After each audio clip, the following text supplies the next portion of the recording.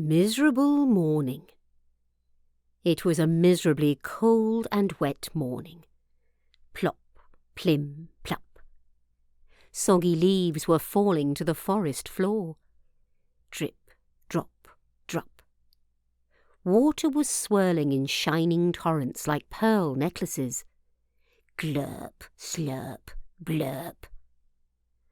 The falling leaves were sucked into the little whirlpools. Everything everywhere was getting soaking wet.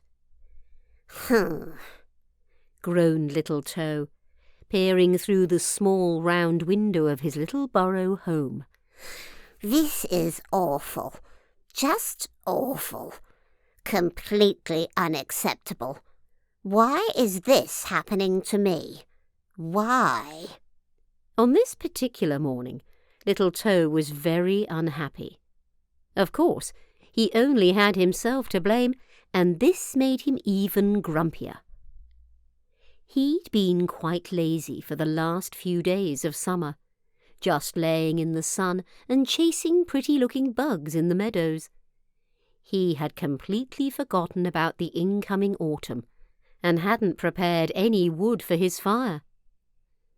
Now all the wood in the forest was damp, and Little Toe was left shaking from the cold next to an empty fireplace. His fur was soaked, his nose was runny, and his good summer mood had gone out of the window. He was a miserable little Bigfoot.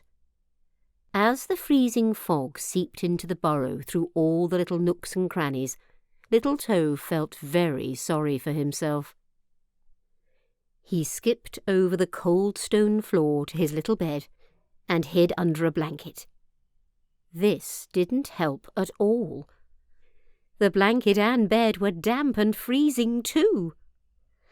That does it, he said through chattering teeth. I've had enough of this cold and this dampness. I need to do something about it.